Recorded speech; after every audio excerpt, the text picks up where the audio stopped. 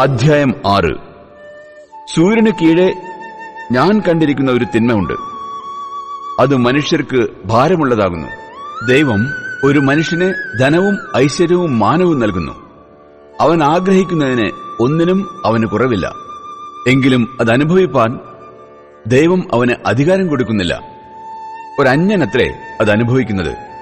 അത് മായയും വല്ലാത്ത വ്യാധിയും തന്നെ. ഒരു മനുഷ്യൻ 100 മക്കളെ ജനിപ്പിക്കുകയും ഏറിയ സംവത്സരം ജീവിച്ച് ദീർഘായുസ്സായിരിക്കുകയും ചെയ്തിട്ടും അവൻ നന്മ അനുഭവിച്ച് തൃപ്തനാകാതെയും ഒരു ശവസംസ്കാരം പ്രാപിക്കാതെയും പോയാൽ ഗർഭം അലസിപ്പോയ പിണ്ഡം അവനേക്കാൾ നന്ന് എന്ന് ഞാൻ പറയുന്നു.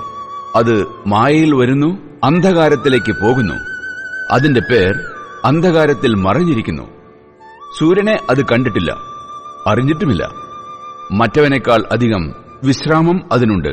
അവൻ 2000 ആണ്ട് ജീവിച്ചിരുന്നിട്ടും നന്മ അനുഭവിച്ചില്ലെങ്കിൽ എല്ലാവരും ഒരു സ്ഥലത്തേക്കല്ലേ പോകുന്നത്. മനുഷ്യന്റെ പ്രയത്നമൊക്കെയും അവന്റെ വായ്ക്ക് വേണ്ടിയാകുന്നു, എങ്കിലും അവന്റെ കൊതിക്ക് മതി വരുന്നില്ല. മൂഢനേക്കാൾ ജ്ഞാനിക്ക് എന്തു വിശേഷതയുള്ളൂ?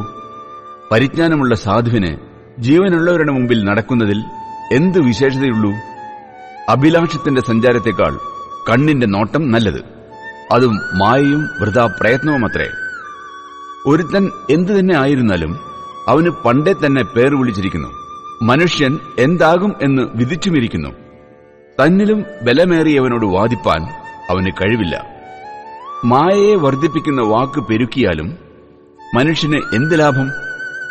മനുഷ്യന്റെ ജീവിതകാലത്ത് അവൻ നിഴൽ പോലെ കഴിച്ചുകൂട്ടുന്ന വ്യർത്ഥമായുള്ള ആയുഷ്കാലത്തൊക്കെയും അവന് എന്താകുന്നു നല്ലത് എന്നാർക്കറിയാം? അവന്റെ ശേഷം സൂര്യനു കീഴെ എന്തു സംഭവിക്കും എന്ന് മനുഷ്യനോട് ആരറിയിക്കും?